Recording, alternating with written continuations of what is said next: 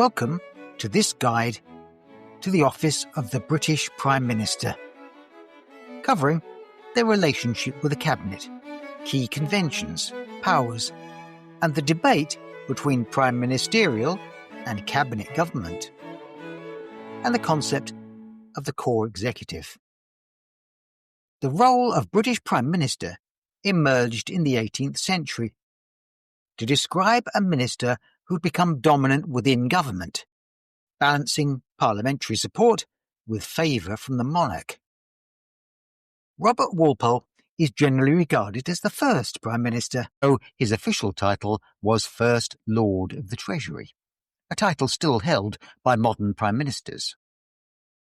Walpole himself denied being Prime Minister, and in his time, royal favour mattered far more than it does today. He also served as Chancellor of the Exchequer, a role now separate from that of Prime Minister. In Walpole's era, selection depended heavily on the monarch's preference and their belief that the minister could manage Parliament. Over time, the ability to manage Parliament became the key factor, reducing the monarch's role to a largely ceremonial one, especially after political parties emerged, combining parliamentary control with a public mandate for policies. As Britain has no codified constitution, and the role evolved gradually, it remains flexible and somewhat uncertain in its limits and nature. Prime Ministers draw on conventions and the precedents set by their predecessors to define their role. An attempt to formally outline the position appeared in the 2011 Cabinet Manual. The Cabinet Manual, published in October 2011, contains arguably the most comprehensive official account to date of the Prime Minister's role and powers. But it is aimed at ministers and civil servants rather than the public, and it has no statutory force, and much of the role still relies on tradition. When talking about the powers of the Prime Minister, the term prerogative powers is often used. These are powers that once belonged to the monarch, but have mostly shifted to the Prime Minister over time, though some other ministers may help exercise them. They include the ability to hire and fire the cabinet members, shape the civil service, negotiate treaties, and bestow honours, all of which are part of the Prime Minister's role. In his book, The Prime Minister, the Office and its Holders since 1945, historian Peter Hennessy describes the role of Prime Minister as lacking formal definition, with no single statute or document setting it out. Instead, it's shaped by codes and conventions, making it inherently imprecise. This has allowed power to accumulate, especially since the Second World War, with successive prime ministers seeing their functions expand. This growth has led to a more centralised state and the increased importance of 10 Downing Street as the centre of government. Hennessy identifies core functions, such as chairing the cabinet and key committees, managing relations with the monarch, overseeing Parliament, and handling the secret realms of intelligence and security, including being the ultimate decision-maker on nuclear weapons. Famously, every new Prime Minister is asked to go alone into a room and write down and then place in a sealed envelope their instructions to the captains of Britain's nuclear submarines in the event that the government, and presumably the rest of us, are all dead. Added to this are responsibilities like managing relations between the UK's central government and devolved administrations, acting as the public face of government, and shaping its message. Hennessy notes that the office has become an immense physical and mental strain, with few able to juggle the wide range of tasks and inevitable challenges. While there's no official term limit, Prime Ministers rarely last more than about 10 years before problems and failure accumulate and force them out.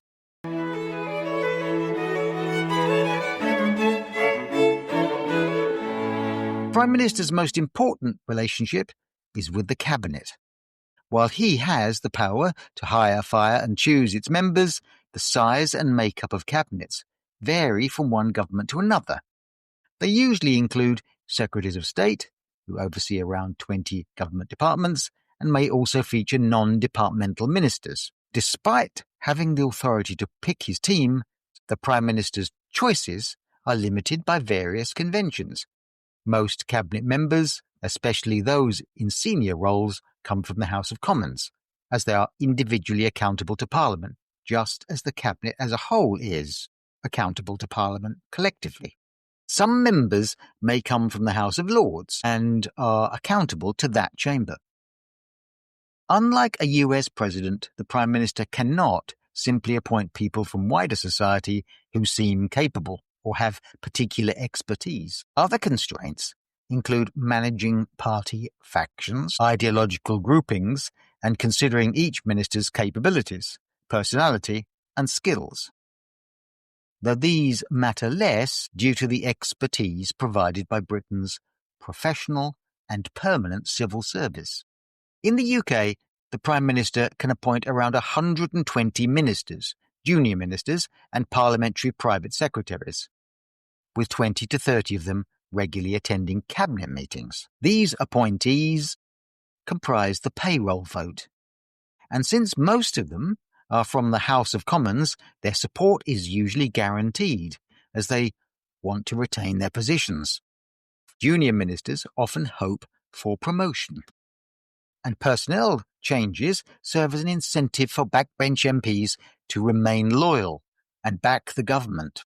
This is the power of patronage. One of the most well-known descriptions of the Prime Minister's role comes from writer Walter Bagehot, who used the Latin phrase primus inter pares, meaning first among equals, to emphasize the collective nature of the UK's executive. Unlike an American president, who is also head of state, the Prime Minister, while holding certain individual prerogative powers and being the most prominent figure, is accountable both to the Cabinet and to Parliament, and is not the head of state.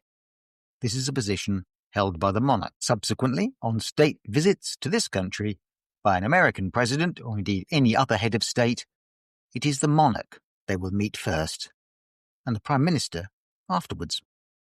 Walter Bagehot's observation of the Prime Minister being first among equals reflects Britain's cabinet government rather than a purely prime ministerial system.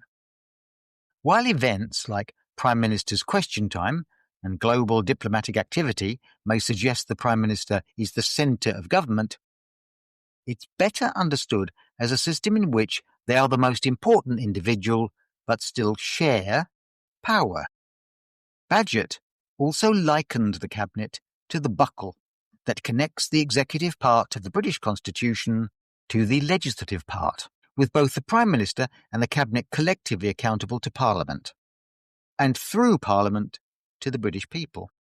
The Prime Minister's role is shaped, as I said earlier, by conventions, behaviours and traditions that have developed over time and set precedents for the future. One of the most important, especially in relation to the Prime Minister and Cabinet, is the convention of collective responsibility, which is, in many ways, the cornerstone of the Cabinet. This starts with the understanding that discussions among ministers and Cabinet are confidential and take place in private, aiming to reach a joint decision or collective position. Once the Cabinet has made a decision, all its members, including junior ministers and the wider payroll vote, must publicly support it. Even if a minister strongly opposes the decision in private, they are expected to back it in public. If they cannot do so, they must resign. And if they openly show dissent, they should expect to be dismissed. This ensures that members of Parliament in executive roles are held accountable, as they are expected to vote in the House of Commons in line with Cabinet decisions. Robin Cook's resignation over the Iraq War in 2003 and Boris Johnson's resignation over Brexit in 2018 are notable examples of ministers resigning since they were unable to accept collective responsibility. Johnson had been openly criticising the government before stepping down. Ministers choosing to resign rather than accept cabinet collective responsibility can signal a weak government and may mark the start of a leadership challenge. In 2022, the resignations of Sajid Javid and Rishi Sunak over the Chris Pincher affair triggered Boris Johnson's downfall. In 2025, Annalise Dodds resigned as International Development Minister over opposition to Prime Minister Keir Starmer's decision to cut international aid, while Vicky Foxcroft stepped down as a government whip in protest against proposed reforms and cuts to disability benefits in the same year. If the government is in a weak position, facing an upcoming election, holding a slim majority in Parliament, or dealing with significant internal opposition, ministers might risk being dismissed by openly expressing dissent. This could happen through off-the-record comments to journalists, or with less fear of consequences, direct public statements. Sometimes collective responsibility is formally suspended, as during the 2016 referendum, when ministers were free to express disagreement. Similar to the EU referendum in 1975. Between 2010 and 2015, the coalition agreement between the Conservatives and Liberal Democrats outlined certain policies where they agreed to disagree, effectively suspending collective responsibility in part. During the 2016 voter reform referendum, Conservatives openly campaigned against the Liberal Democrats' position, despite what the Liberals believed was a gentleman's agreement that this wouldn't happen. Another important convention is individual ministerial responsibility, which essentially means that a minister is accountable to Parliament for the actions of their department. You can see that this is a possible tension between the two conventions, since a minister might be expected to take responsibility for failings within the department that they saw as a result of collective decisions by the Cabinet. For instance, a lack of funding. Also, with the expanded size of government and the hinterland of agencies, quangos, etc., a minister might feel it's quite impossible for them to take responsibility for every aspect of work within the department or its allied agencies. A famous example, and one included in most textbooks, happened in 1954 and is called the Thomas Dugdale Affair or the Crichel Down Affair. Sir Thomas Dugdale resigned as Minister of Agriculture because his department had failed to return land to its original owners after the war. This is considered a classic example, since the minister played no part in the failure and resigned as a matter of principle. A more recent example is Amber Rudd. In 2018, she resigned as Home Secretary after inadvertently misleading the Home Affairs Select Committee regarding her department's targets for deporting illegal immigrants during the Windrush scandal. In 2011, Theresa May did not step down over weakened border checks, instead blaming a civil servant. In contrast to Sir Thomas Dugdale's more gentlemanly resignation. However, ministers are increasingly likely to resign over personal failings or breaches of the principles of public life. The 7 Nolan principles, along with the ministerial code, outline expected standards of behaviour, and breaches can lead to resignation. Examples include Gavin Williamson in 2019, dismissed over a leak of confidential information.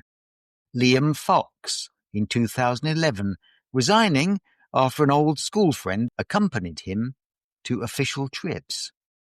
And Andrew Mitchell in 2012, who stepped down after the Plebgate incident, that is, calling police officers who were guarding the entrance gates to number 10 Downing Street plebs for refusing to let him ride his bike through the gate. Other notable resignations include Chris Hulme in 2012, charged with perverting the course of justice for lying that his wife had been driving the car when it was caught speeding, Priti Patel in 2017 for unauthorised meetings, and Michael Fallon in 2017 following allegations of past sexual misconduct. This rise in conduct-related resignations may be due to clearer definitions in the ministerial code and a more assertive, less deferential and ever-present media.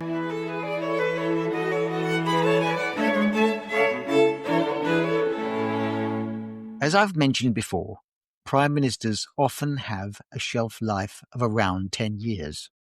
However, phrases like elective dictatorship and the idea that Prime Ministers are becoming more presidential, with power increasingly concentrated in number 10, suggests they may be more powerful. If we define power as the freedom to act and achieve their goals, it's worth noting that Prime Ministers are not dictators. They can't simply hoard power. It's shared across the Cabinet Office, the Civil Service, and Parliament. They must work collaboratively, and much like American presidents, their ability to persuade is a key source of their power and influence. Take, for example, the power to hire and fire members of the government, including the Cabinet and junior ministers. This authority is actually constrained in several ways, such as the need to consider individuals based on their skills and the limited pool of candidates.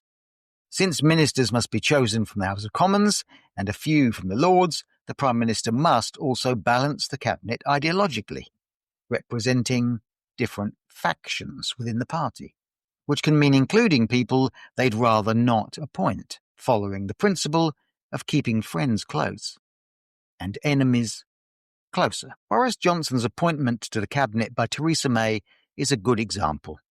She likely would have preferred not to make the choice, but felt compelled due to his popularity among hardline Brexiteers. Choosing the Cabinet and appointing ministers is often about compromise and political manoeuvring. The office of Prime Minister is famously shaped by its holder and involves a wide range of roles, responding quickly to events, managing the Downing Street operation, liaising with the party, communicating with the media, and articulating a broad vision of the government. It's no surprise that many successful ministers find the prime ministerial role overwhelming. Gordon Brown, for instance, was highly skilled at tackling problems individually as they arose, but struggled with the rapid-fire decisions and breadth of responsibilities the premiership demanded. The writer George Jones describes the power of prime ministers as being like an elastic band. It can be stretched to accommodate an assertive leader, but it has its limits and can snap back quickly. Two of the most dominant prime ministers of the 20th century, Margaret Thatcher and Tony Blair, appeared powerful, yet both left office under a cloud, and earlier than they might have hoped.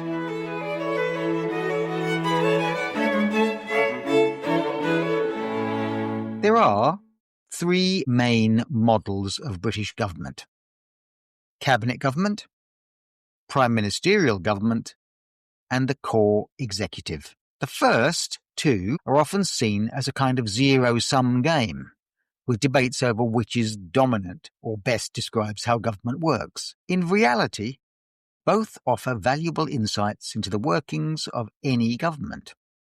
The classic view of cabinet government, described by Walter Bagehot in his book The English Constitution, 1867, portrayed the Prime Minister, as I said before, as the first among equals, or primus inter pares. This was later challenged by James Mackintosh in The British Cabinet, who used the term prime ministerial government to describe the British system. In 1963, politician and writer Richard Crossman, in his introduction to a reprint of Bagehot's work, noted the presidentialization of British politics. He explained that after World War II, power increasingly concentrated in central government, with wartime planning methods carried into post-war politics, giving governments a larger role in managing the economy. This shift made the Prime Minister more like a chief executive than a first among equals, fueling ongoing debates about the cabinet and the circumstances that affect a prime minister's influence, with the proposition that the cabinet had declined in significance. The cabinet government model suggests that the cabinet is the central source of power and the main driver of policy making. In this setup, while the prime minister is the most senior member, ultimate control rests with the cabinet. This traditional view of the UK executive highlights that power is collective, not personal, and resides with the cabinet rather than in or around the prime minister. It also implies that cabinet members are, in some senses, equal in their ability to shape the direction of government. The theory of cabinet government is based on the convention of collective responsibility, where all ministers are expected to publicly support cabinet decisions or resign. This promotes collegiality. And since one role of the cabinet is to unite different factions and ideologies within the main governing party, it helps maintain government unity. If cabinet government erodes, and the cabinet can no longer be seen as the true centre of power, accountability suffers, as the decision-making hub becomes unclear, and unity and cohesion may weaken. This is why Crossman and others were concerned that the rise of the prime ministerial style of government could destabilise the British system. Most political analysts believe that, in the pure sense, cabinet government no longer operates as it once did. Changes, which challenge the traditional view, include the growing use of cabinet committees, driven by the need for quick and efficient decision-making in smaller forums than the cabinet, involving only those most interested in an issue. Committees are smaller versions of the cabinet and focus the attention of the most relevant individuals on specific areas of policy. Cabinet committees can best be seen as subcommittees of the full cabinet, set up to handle specific aspects of government policy. They date back to the early 20th century, but their use expanded significantly after the Second World War, as the demands of government increased. These committees helped ease the workload of the full cabinet, enabling faster and more efficient decision-making. However, they also give the Prime Minister greater power, since through the royal prerogative, the Prime Minister decides who sits on each committee and usually chairs the most important ones themselves. In practice, this means that detailed discussions, conclusions, and decisions often happen before issues reach the full cabinet, whose packed agenda and limited time usually lead to them to accept the committee's decision. Nevertheless, all ministers share collective responsibility for those decisions, even if some were not involved in the detailed discussions. The committee system is also quite flexible, allowing prime ministers to create new committees to suit their personal agendas. In March 2020, Prime Minister Boris Johnson announced 4 new implementation committees in response to the coronavirus pandemic, focusing on healthcare, the public sector, the economy and business, and the international response to the pandemic. By 2025, Starmer's cabinet committees have been seen as centralising power, concentrating on his core government priorities or missions through new mission boards alongside traditional committees. He has also formed a narrowly focused inner kitchen cabinet of top ministers, including Pat McFadden, Rachel Reeves, David Lammy, and Home Secretary Yvette Cooper. The mission boards have faced some criticism for being broad and lacking clear outcomes. This highlights how prime ministers can reinvent the cabinet committee system and take control of the policy-making process. Prime ministers can control the agenda and length of the cabinet meetings, which in recent years have become shorter. With the rise of cabinet committees, ministers often feel unqualified or too focused on their own departments to contribute informed opinions in cabinet discussions. As a result, cabinets are increasingly viewed as a clearinghouse, a place where decisions made elsewhere are presented, finalised, and above all, adopted by the entire cabinet under the principle of collective responsibility. Other changes that have enhanced the power of prime ministers in relation to the cabinet have mostly involved the development and expansion of government itself. Given the prime minister's prerogative powers, this has strengthened their overall position. In a more globalised world, the prime minister's ability to conduct foreign policy negotiations, sign treaties, attend summits, and maintain international relationships has become more significant. The power to hire and fire ministers has also grown in importance as the number of ministers on the payroll vote has expanded, along with positions in policy groups.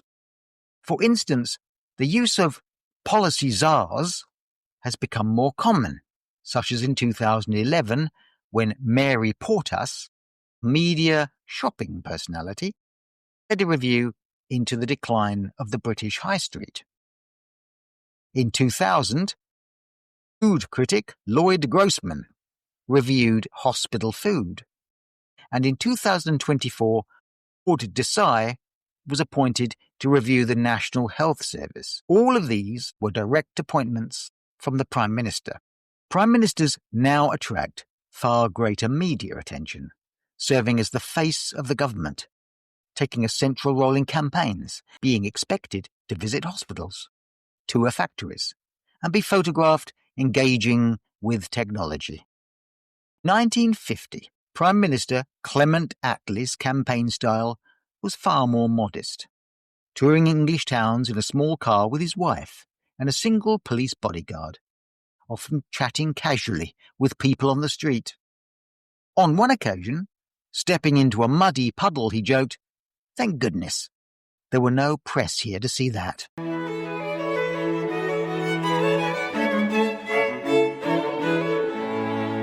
Today, prime ministers are central figures in election campaigns and are seen as representatives of their party, giving them a heightened sense of personal mandate. It was this sense of seeking a personal mandate that in 2017 led Theresa May to call an early election. Prime ministers shape the narrative of their government, essentially defining its purpose. Margaret Thatcher, for example, championed the free market, with reform as the hallmark of Thatcherism. Leaders who inspire an ism, like Thatcherism or Blairism, manage to transcend their own party, though not all to the same extent. Boris Johnson focused his government on getting Brexit done and levelling up.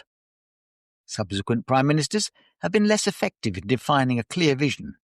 Liz Truss unsuccessfully tried to frame the Conservatives as a low-tax, pro-growth party, while Rishi Sunak projected a narrative of sensible but difficult choices, along with simply not being Boris Johnson or Liz Truss. The current Prime Minister, Keir Starmer, has been accused of lacking a strong narrative beyond not being the Conservatives and committing to honest, open public service. All these developments have contributed to the idea of a prime ministerial government and, by extension, to the suggestion that British prime ministers adopting many of the characteristics of presidents, the so-called presidentialism debate. This view of prime ministers' evolving role is most closely linked to figures Mrs. Thatcher and Tony Blair.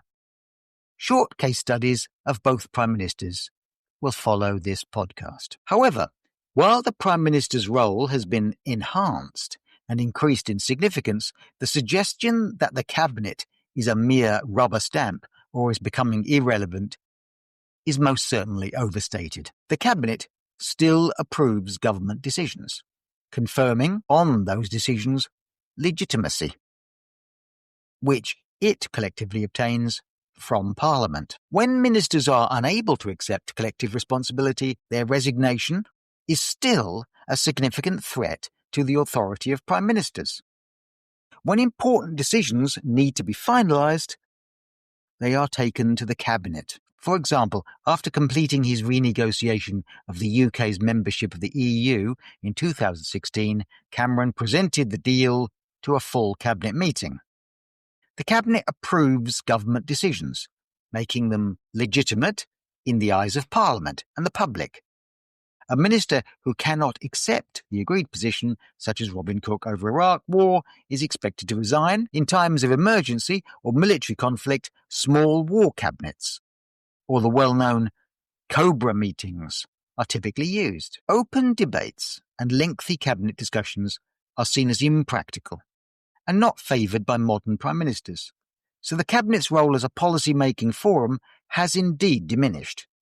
In response to Michael Foley's presidentialism thesis, which highlights the growing symbolic and media role of prime ministers and their dominance in behind-the-scenes policymaking, what he calls spatial leadership, most commentators note that a truly presidential system is impossible in the UK due to its parliamentary structure. The fact that prime ministers like Margaret Thatcher, Tony Blair, Liz Truss, and Boris Johnson have been removed from office without an election shows they lack the security of a fixed-term presidency, or the personal mandate gained through individual election. The downfall of Mrs. Thatcher is a clear example of the cabinet's enduring importance. After scraping through the first round of a leadership challenge with a narrow and unconvincing win, it was the cabinet's refusal to back her that ultimately ended her tenure. This shows that the cabinet remains a crucial check on prime ministerial power. Put simply, in Britain, the government is both the prime minister and the cabinet. In response to the dominant prime minister presidentialism thesis, it's worth noting that the growing media attention on prime ministers and their increasingly significant role comes with major downsides. As the face of election campaigns and the most visible figure in the government, prime ministers inevitably take the blame when things go wrong. If a government becomes unpopular, it's tempting to change the public face, with the prime minister seen as most responsible. The Conservative Party has been particularly ruthless in removing leaders they believe may lead them to electoral defeat. After winning 3 general elections and becoming one of the most dominant and successful Conservative leaders of the 20th century, Margaret Thatcher was ousted by her party when polls suggested defeat loomed. Tony Blair faced a similar situation as his association with the unpopular Iraq War forced him to promise to step down in order to lead Labour in the 2005 election. Theresa May's ill-fated early election in 2017 was seen as a personal misstep, while Boris Johnson's partying at number 10 was a personal failing. Currently, Keir Starmer, though seen as a decent man doing his best, has failed to inspire the public, with polls placing him among the least popular prime ministers in recent decades, with inevitable rumours of leadership challenges. The presidential-style prime minister also has the downside of becoming, like US presidents, a highly personal role. In addition to the skills and abilities of a chief executive, it now demands multiple other personality traits. In recent years, even perfectly competent people have found it hard to adapt to the role. As mentioned earlier, clearly, both the prime ministerial government and traditional government models say something important about the British executive, but neither fully captures its reality. The core executive model takes a broader view of the executive, involving a range of actors beyond just the cabinet and the prime minister. It places these figures in a wider context, describing a network of interconnected actors rather than a simple zero-sum game between cabinet and prime minister. A notable feature of modern governments is the growing number of special advisors, or SPADs, whose presence has steadily increased since the end of the war and quadrupled under Tony Blair. These advisors are neither civil servants nor politicians. They are appointed for their expertise in areas like media, communications or policy, providing an alternative source of advice to ministers and prime ministers. Unlike the neutral civil service, with its aims to speak truth to power, special advisors often share and align with the views of their appointing minister or prime minister, fulfilling Margaret Thatcher's preference for people who brought her solutions over problems. Special advisors can offer support and expertise to ministers, helping them counterbalance a dominant prime minister. For example, Sajid Javid resigned as Chancellor of the Exchequer in Boris Johnson's government when Johnson demanded the dismissal of his advisors, stating that no self-respecting Chancellor could accept such interference. Prime ministers also use special advisors to counteract assertive cabinet ministers, though this can cause friction. Theresa May's advisors, Nick Timothy and Fiona Hill, reportedly had poor relationships with her cabinet and were blamed for influencing her decision to call an early election. Recent cases show that powerful special advisors can create challenges for prime ministers. Dominic Cummings, his chief advisor, resigned and left Downing Street on November 13th, 2020, following an internal power struggle and the resignation of his close ally, Lee Cain.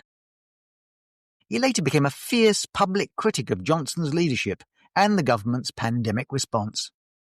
Lee Cain, the Director of Communications, resigned in November 2020 after a dispute over potential promotion to Chief of Staff, which was reportedly blocked due to opposition from Johnson's then-fiancée, Carrie Symonds. Keir Starmer's first Chief of Staff, a role usually held by special advisors and inspired by the US, was Sue Gray. However, in 2024, after only a few months in the position, she resigned, following media scrutiny over her salary and rumours of internal disputes. She was replaced by political strategist Morgan McSweeney, who has since been accused of briefing against ministers, most notably Wes Streeting, alleging he was planning a leadership challenge to Starmer. This might highlight one of the downsides of political advisors. Their loyalty to the Prime Minister or a specific minister can sometimes clash with the collective nature of government.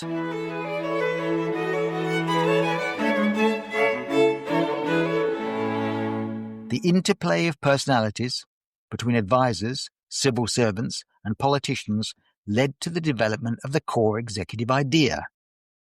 This concept builds on the old Whitehall model of power, where ministers can wield influence within powerful government departments.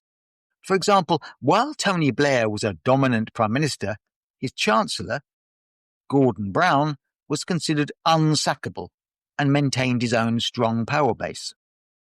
On one occasion, Blair asked Brown not to bring his special advisors to meetings, but Brown ignored that request and brought them anyway.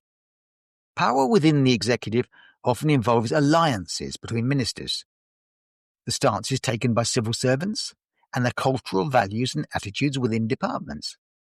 Ministers come and go, but civil servants remain, as was humorously portrayed in the long-running TV series Yes Minister and Yes Prime Minister. The core executive includes the Prime Minister, Number 10 team, the Cabinet, Cabinet committees, the Cabinet Office, special advisors, the Treasury, and civil servants. It's a network, fleeting alliances, and dominant personalities that shape how things get done. Within this web, policy is developed, coordinated, and conflicts are resolved. The core executive model sees power in government as relational and dependent, with no single actor holding it all. Instead, they rely on each other. The Prime Minister has authority and legitimacy, but lacks time and specialist knowledge. Departments have the resources to implement policy, but need the Treasury for funding and the Cabinet for political support. Ultimately, the Prime Minister relies on a unified Cabinet. Each Prime Minister brings their own strengths and style to the role, with some being more suited to it than others. They face the position in varying contexts of economic and international challenges, and crises can either highlight their abilities or expose their weaknesses. Being a Prime Minister isn't all that different from being an American president, the President of France, or any major political leader, as all must navigate the circumstances of their time. The unique nature of the British Constitution, its flexibility, vagueness, and ongoing evolution, means debates about where the true centre of power lies within the British executive will persist. Future constitutional reforms, a stronger role for Parliament, shifts in party strength, and changes in the party system will all influence where and how executive power is exercised. And perhaps in future, Prime Ministers, like everyone else, will increasingly turn to artificial intelligence.